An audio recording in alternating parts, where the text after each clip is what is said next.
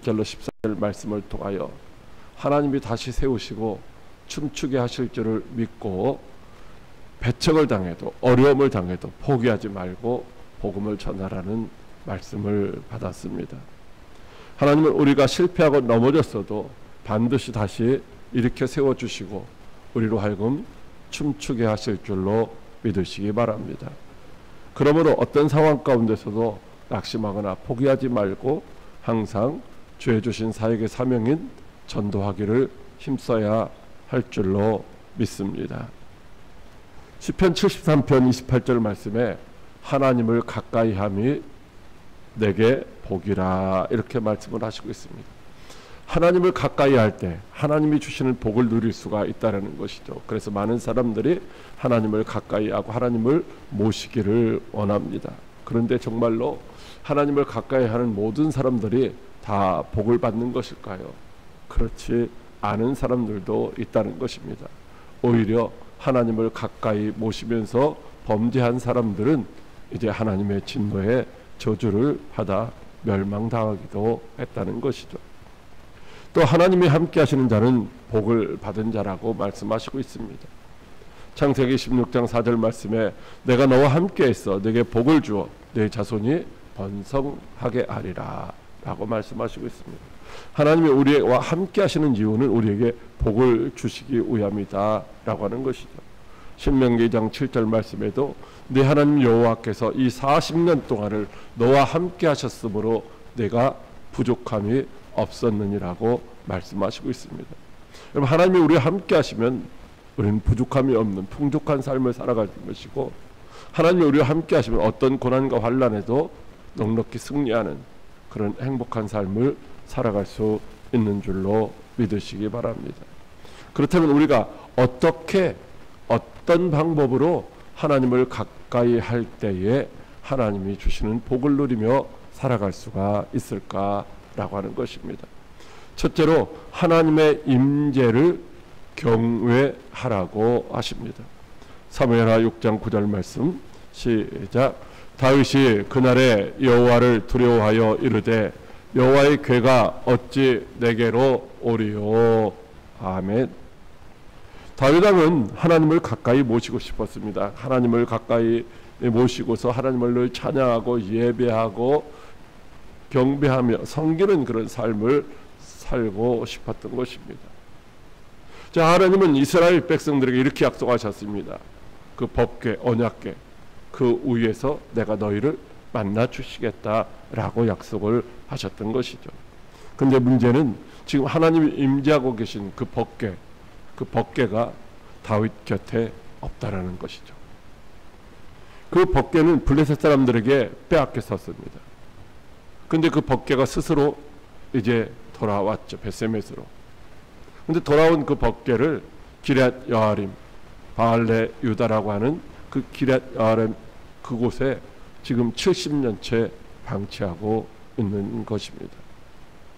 그래서 다윗은 군사 3만 명을 데리고 가서 하나님의 법궤를 옮겨오려고 아비나답의 집에 갔습니다. 그리고 그 법궤를 수레에 싣고 예루살렘을 향하여 이제 출발을 하게 됩니다.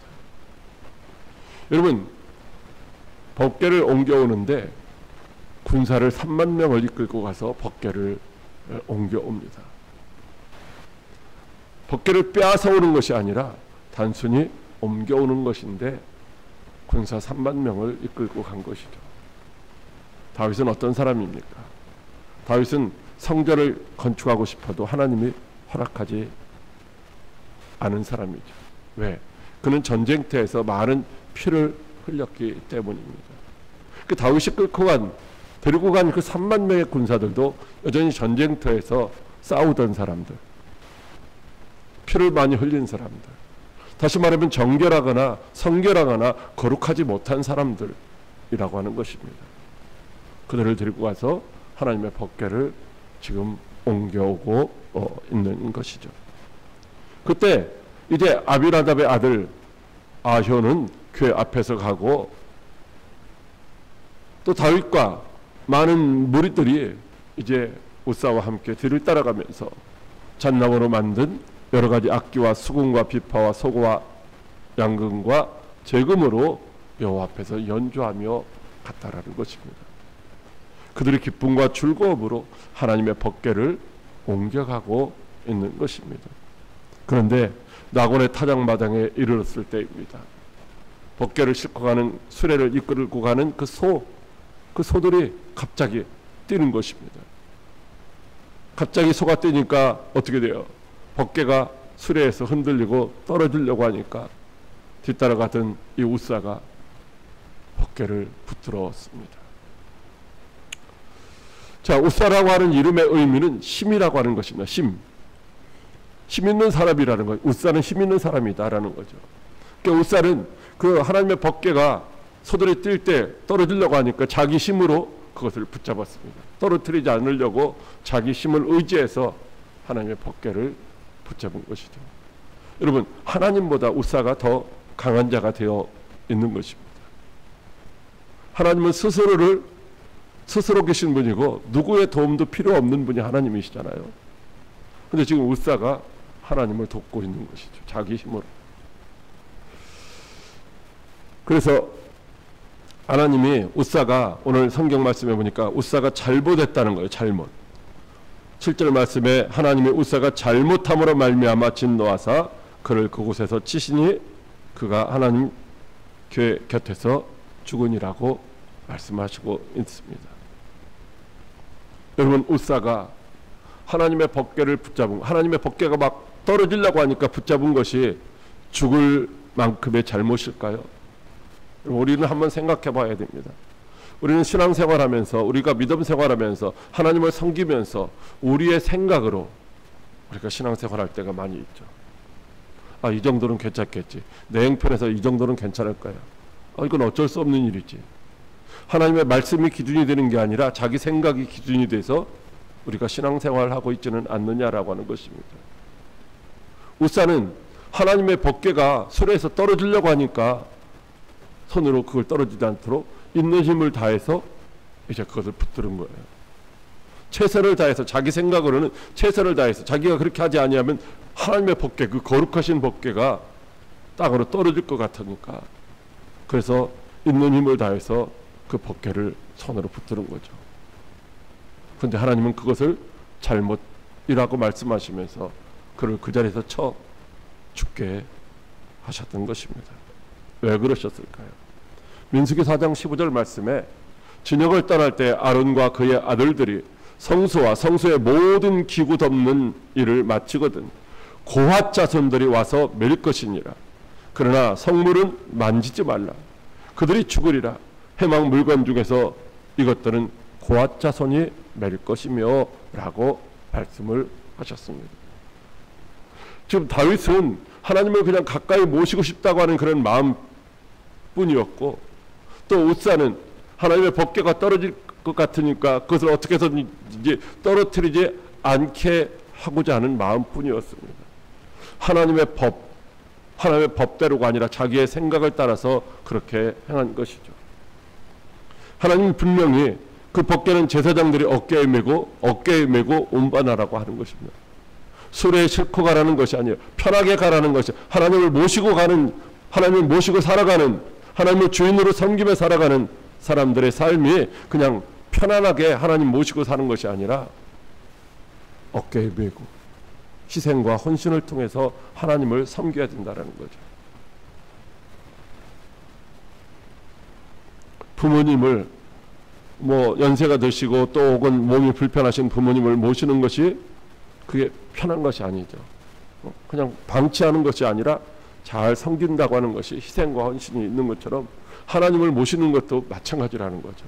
하나님을 우리가 우리의 삶의 주인으로 모시는 것이지 하나님을 우리 집의 머슴으로 데리고 있는 것이 아니라는 거예요. 그런데 그들은 지금 레위 자손 중에서도 고핫 자손만이 하나님의 법궤를 메고 옮겨야 되는데 그렇지 않았던 거예요. 피 흘려서 부정한, 성결치 못한 군사들을 데리고 가서 그 법궤를 수레에 싣고 옮기고 있다는 거죠. 또 그 거룩하신 하나님의 법궤는 어떻게 손으로 만지면 안 되는데 우사가 자기 생각으로는 그게 떨어지니까 당연히 떨어지면 안 된다라고 생각해서 만졌지만은 하나님 만지지 말라고 하셨거든요. 하나님은 스스로 계신 분이고 하나님은 전능하신 분이에요. 하나님은 누구의 도움도 필요 없으신 분이죠. 그런데 하나님의 법궤를 인간의 생각대로 자기의 마음대로 그렇게 옮기며 또 손에로 붙들었던 것이죠. 그 결과 우사가 거기서 죽임을 당하게 되었던 것입니다. 그러자 그 일로 말미암아 다윗은 하나님을 두려워합니다. 그래서 하나님 법궤 모셔오기를 포기하는 것이죠. 어떻게 하나님의 법궤가 내 곁에 있을까? 우리 다윗성에 있을 수 있겠는가? 내가 하나님의 법궤를 가까이 할 수 있는가? 두려운 마음이 드는 것입니다. 두렵다고 하는 것은 다른 말로 하면 하나님을 경외했다라는 것입니다. 하나님을 경외한다는 것은 단순히 두려워한다는 것이 아니라 하나님을 존경하는 마음 속에서 두려워하는 것이죠. 그냥 단순히 하나님이 벌 주실까봐 무서워하는 것이 아니라 하나님을 공경함으로 말미암아 하나님의 마음을 내가 이게 상하게 해드리지는 않을까, 하나님 앞에도 내가 실수하지는 않을까, 하나님 앞에도 내가 무슨 잘못은 하지 않을까, 이런 마음을 가지고서 이제 두려워하는 것이죠. 운전을 하다가 속도가 위반될 때에 앞에 카메라가 있으면 어떻게 해요? 카메라에 안 찍히려고 우리가 속도를 조절하잖아요. 바로 경외한다고 하는 것은 하나님 앞에 내가 살아가고 있기 때문에, 하나님이 나를 보고 계시기 때문에 내가 하나님 앞에서 잘못하면 안 된다라고 하는, 그래서 거룩하고 성결한 그런 조심스러운 삶을 사는 것이 바로 하나님을 경외하는 것입니다. 다시 말하면 하나님을 내 생명의 주권자로 인정해드리고 그분만을 신뢰하고 의지하며 그 앞에서 항상 조심하는 행동이 바로 하나님을 경외하는 것이라는 것입니다. 모세는 광야에서 양을 치다가 불이 붙은 떨기나무를 보았습니다. 떨기나무는 막 앙상한 가지만 있어서 불이 붙으면 금방 다 없어지는데 그것이 사라지지가 않는 거예요. 그래서 도대체 무슨 일인가 하고 가까이 가서 보려고 가는데 하나님께서 말씀하시기를 모세야 모세야 너 가까이 하지 말아라. 내 발에서 신을 벗어라. 이렇게 말씀하시는 거예요. 여러분, 신을 벗으라는 것은 내 생각대로 살아왔던 내 삶을 이제는 벗어버리고 하나님을 만나려면 하나님의 뜻에 순종하는 삶을 살기를 다짐하고 결단하는 그런 신앙을 가지고 나오라는 것이죠. 거룩하신 하나님을 가까이 하려면 우리도 어떻게 돼요? 거룩해져야 한다는 것입니다. 이사야 선지자는 성전에서 이제 하나님의 영광을 보았습니다. 거룩하다 거룩하다 거룩하다라고 외치는 천사들의 소리를 들으면서 나는 부정한 사람이구나 라고 하는 것을 깨닫게 됩니다. 그래서 하나님의 거룩함 앞에서 자신의 죄를 깨닫고 회개한 이사야, 하나님께서 이제 그를 숯불을 통하여 거룩하게 해주시고 하나님의 말씀에 온전히 순종하여 귀하게 쓰임받는 선지자가 될 수 있게 하셨던 것이죠. 이사야 선지자는 전승에 의하면 톱으로 잘려서 죽었다라고 하는 그런 전승이 있습니다. 여러분, 아무나 그렇게 할 수 있는 것이 아니죠. 정말로 하나님을 두려워하는 마음으로 하나님의 말씀이 무엇이든지 간에 그대로 순종하기를 다짐하고 결단하고 그렇게 살아가는 사람들, 바로 그 사람들만이 하나님 앞에서 쓰임받을 수가 있다는 것입니다. 다윗도 우사의 죽음 앞에서 하나님의 거룩하심을 깨닫고 하나님을 경외했습니다. 우리가 하나님을 가까이 하면서 하나님 앞에서 살면서도 하나님은 모든 것들을 나한테 잘 주시고 사랑이 많으시고 은혜와 자비와 긍휼이 풍성하시니까 나는 아무렇게나 해도 상관없다라고 생각하는 그런 어리석은 자가 되어서는 안 된다라는 거예요. 하나님은 사랑의 하나님이시지만 하나님의 공의의 하나님이시기 때문에 하나님 앞에서 범죄하는 자는 하나님이 너희는 내 백성이라 내가 너희 하나님이 되겠다, 내가 너에게 기름 주고 풍성한 땅을 주고 거기서 영원히 너와 함께 하시겠다고 말씀하셨지만 이스라엘 백성들이 범죄하니까 어떻게 됐어요? 그들을 이방 사람들을 통해서 심판하시고 멸망시켰다는 것입니다. 우리도 마찬가지입니다. 우리는 하나님의 백성으로 하나님을 가까이 하면 하나님을 모시며 살아가야 되는데 하나님 앞에서 경고망동하게 아무렇게나 죄책감도 없이 내 생각대로 살아가서는 안 된다라는 것이죠. 이스라엘 백성들 하나님의 은혜로 출애굽했습니다. 약속의 땅으로 지금 인도함을 받고 있습니다. 그런데 그들이 하나님 같이 하면서 그들 가운데 하나님의 법궤가 있었잖아요. 그런데 그 광야 생활 속에서 하나님을 무시하고 자기의 생각을 따라서 살았더니만 광야 생활 40년 동안 그들은 다 죽임을 당하고 말았다는 것입니다. 그러므로 거룩하신 하나님을 항상 경외하는 마음을 가지고 우리의 잘못을 깨닫고 회개하는 거룩한 성도로 하나님을 모셔야 할 줄로 믿으시기 바랍니다. 둘째로 하나님의 임재를 기뻐하라고 하십니다. 사무엘하 6장 14절 말씀. 다윗이 여호와 앞에서 힘을 다하여 춤을 추는데 그때에 다윗이 에봇을 입었더라. 아멘. 다윗은 우사가 죽자 하나님의 거룩하심을 깨닫고 두려워했습니다. 그래서 하나님의 법궤를 다윗성으로 모셔오는 것을 포기했었죠. 그리고 하나님의 법궤를 오벳 에돔의 집에 두었습니다. 그런데 하나님의 법궤가 오벳 에돔의 집에 있는 동안 3개월 동안 하나님께서는 그 오벳 에돔의 집에 복을 막 부어주셨던 것이죠. 그의 집과 그의 집 모든 사람들에게 하나님의 복이 넘치도록 부어주셨던 것이죠. 이 소식을 듣고 다윗은 다시 하나님의 법궤를 옮겨 오려고 하였습니다. 그리고 하나님을 경외하는 마음으로 하나님이 정하신 법을 따라서 옮겼습니다. 다윗은 하나님의 함께 하심이 너무너무 기뻐서 나팔을 불고 춤을 추며 예배를 드렸습니다. 성령 충만하여 하나님의 임재를 누리는 초대교회 성도들도 역시 마찬가지죠. 즉 성령 충만했다는 말은 하나님을 모셨다는 것이다. 하나님의 영이신 성령님을 그들이 모신 상태가 너무나도 기쁘고 너무나도 감사해서 이제 그들이 날마다 성전에 모이고 또 기쁜 마음으로 떡을 띠며 하나님을 찬양하는 그런 거룩한 삶을 살았던 것입니다. 여러분 정말로 하나님이 우리 가운데 계시면은 어떨까요? 기쁨으로 서로 사랑하며 섬김을 실천하게 되는 것입니다.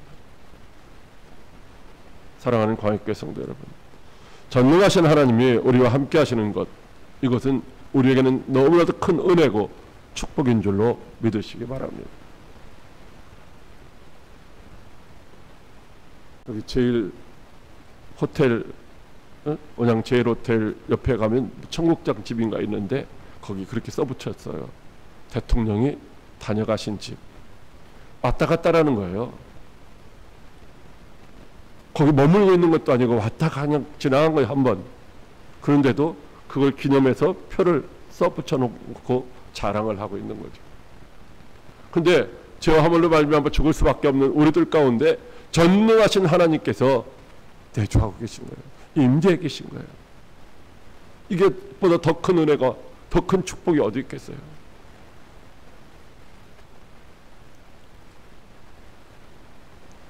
아무것도 가진 것이 없고 짐이 드는 부모님도 우리가 잘 모셔야 되는 건데 돈 많은 부모님은 서로 모시려고 한다고 하더라고요. 하나님은 어떤 분이신가요? 우리의 생명의 주관자시고 모든 것들을 주관하시고 지배하시는 하나님이십니다. 우리에게 생명과 평안을 주시는 하나님이십니다. 그 하나님은 결코 우리와 함께 하실 때 우리를 힘들게 하거나 우리를 괴롭히려고 우리와 함께 하시는 분이 아니라는 것이죠. 시편 30편 11절 말씀에 주께서 나의 슬픔이 변하여 내게 춤이 되게 하시며 나의 베옷을 벗기고 기쁨으로 띄우셨나이다라고 말씀하시고 있습니다. 우리와 함께 하시는 하나님은 우리의 슬픔이 변화해서 기쁨이 되게 하시는 분이십니다. 우리와 함께 하시는 하나님은 우리가 슬픔으로 베옷을 입고 있을 그때에 기쁨의 띠를 띄워주시는 분이십니다. 우리와 함께 하시는 하나님은 우리의 약한 자들을 강하게 하시고 없는 자들을 있게 하시고 병든 자들을 고쳐주시며 눌린 자를 자유케 하시고 매인 자를 풀어주시고 슬픔 대신 기쁨으로 채워주시는 분이십니다. 바로 오벳 에돔과 함께 하셨던 하나님, 그런 하나님이셨습니다. 그래서 3개월 동안 하나님이 감당할 수 없는 복을 그들에게 부어주셨던 것이죠. 다윗과 함께 하셨던 하나님도 다윗에게 복을 주셨습니다. 여러분, 다윗이 하나님의 법궤를 모셔오기 이전부터 다윗의 마음은 여전히 하나님께 향하고 있었습니다. 그의 마음속에서는 여전히 하나님이 살아계셔서 역사하시는 삶의 주인이셨습니다. 그래서 다윗이 전쟁을 할 때마다 한 번도 패한 적이 없이 날마다 승리했던 것입니다. 다윗이 전쟁 기술자가 아닙니다. 목동 출신입니다. 그런데도 불구하고 하나님이 함께 하시니까 한 번도 패배하지 않고 날마다 승리함으로 말미암아 이스라엘 주변 모든 나라들을 다 정복하고 통치하는 그런 절대왕이 될 수가 있었던 것이죠. 그 하나님이 지금 저와 여러분과 함께 하시는 줄로 믿으시기 바랍니다. 그래서 빌립보서 4장 4절 말씀에 주 안에서 항상 기뻐하라. 내가 다시 말하노니 기뻐하라고 말씀하시고 있습니다. 주 안에서, 내가 주 안에 있으면 주님이 내 안에 계신 거잖아요. 내가 하나님을 모시고 있다는 거죠. 그러면 우리는 언제든지 기뻐해야 된다는 거죠. 상황에 따라서, 조건에 따라서 흔들리는 것이 아니라 어떤 환경 속에서도 내가 모시고 있는 그 주님 때문에, 내 안에 계신 주님 때문에 항상 기뻐하고 즐거워해야 된다는 것입니다. 저와 여러분들은 얼마나 근심 걱정 염려가 없는 그런 삶을 살고 있을까요? 전능하신 하나님, 우리의 삶의 주인 되시는 주님이 내 안에 계신데도 말입니다. 우리와 함께 하시며 복 주시는 하나님으로 인하여서 저와 여러분들도 날마다 환경이 어떻든지 간에, 조건이 어떻든지 간에 춤추며 기뻐하며 하나님께 영광 돌리는 그런 복된 삶의 주인공들이 다 될 수 있기를 주님의 이름으로 축복합니다. 셋째로 하나님의 임재를 나누라고 하십니다. 사무엘하 6장 9절 말씀, 모든 백성 곧 온 이스라엘 무리에게 남녀를 막론하고 떡 한 개와 고기 한 조각과 건포도 떡 한 덩이씩 나누어 주매 모든 백성이 각기 집으로 돌아가니라. 아멘. 하나님의 복대를 모셔온 다윗은 기쁨으로 충만했습니다. 근데 혼자 기뻐하는 것이 아니라 무리들과 백성들과 함께 기뻐 춤을 추며 뛰놀았죠. 즉 하나님의 임재로 인하여 받는 그 기쁨을 혼자 누릴 것이 아니라 백성들과 함께 누렸다는 것입니다. 하나님의 임재로 인하여 누릴 그 축복을 백성들과 함께 나누었던 것입니다. 그래서 음식을 나눠주며 하나님의 사랑을 나눠준 것입니다. 사무엘하 6장 11절 말씀 시작. 여호와의 궤가 가드 사람 오벳 에돔의 집에서 석 달을 있으니라. 여호와께서 오벳 에돔과 그의 온 집에 복을 주시니라. 아멘.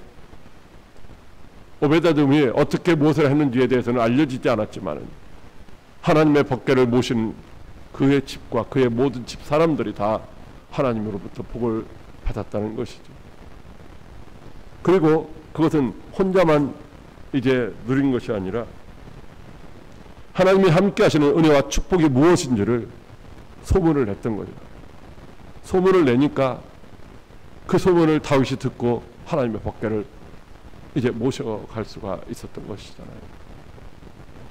우리들도 마찬가지입니다. 우리들도 하나님의 임재로 인해서 우리가 누리는 은혜와 축복, 그것을 깨닫고 우리 이웃들에게, 나를 아는 모든 사람들에게, 하나님을 모시니까, 하나님의 임재 가운데 우리가 살아가니까 이런 은혜를 누린다, 이런 복을 받는다라고 우리가 소문을 내야 할 줄로 믿으시기 바랍니다. 민수기 6장 24절로 26절 말씀에 여호와는 내게 복을 주시고 너를 지키시기를 원하며 여호와는 그의 얼굴을 내게 비추사 은혜 베푸시기를 원하며 여호와는 그 얼굴을 내게로 향하여 드사 평강 주시기를 원하노라 할지니라고 말씀하시고 있습니다. 그렇습니다. 우리와 함께 하시는 하나님은 우리에게 복과 은혜와 평강을 주시기를 원하시는 분이십니다. 그러므로 우리 혼자만 예수 믿고 영생의 은혜와 평강의 축복을 누리지 말고 우리 이웃 사람들에게도 하나님의 임재로 인한 그 은혜와 축복을 자랑해서 나눠줄 수 있는 그런 성도가 되어야 할 줄로 믿으시기 바랍니다. 예수님은 우리에게 성령 하나님의 임재를 약속해 주셨습니다. 요한복음 4장 14장 16절로 17절 말씀에 내가 아버지께 구하겠으니 그가 또 다른 보혜사를 너희에게 주사 영원토록 너희와 함께 있게 하리니 그는 진리의 영이라. 진리의 성령님께서 우리 가운데 내주하시게 되신 것은 예수님이 약속해 주신 대로 이루어진 것입니다. 우리 가운데 임재하시는 그 성령님이 우리에게는 생명을 주시고 평화를 주시고 기쁨을 주십니다.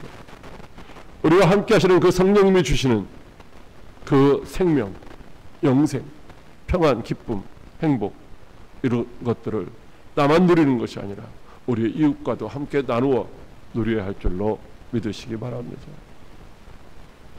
사도행전 1장 8절 말씀에 오직 성령이 너희에게 임하시면 너희가 권능을 받고 예루살렘과 온 유대와 사마리아와 땅끝까지 이르러 내 증인이 되리라 말씀하셨습니다. 이 약속의 말씀대로 성령님이 우리 가운데 임하셨습니다. 성령님이 임하셨으면 성령님, 우리 안에 계신 성령님이 우리에게 능력이 되는 것입니다.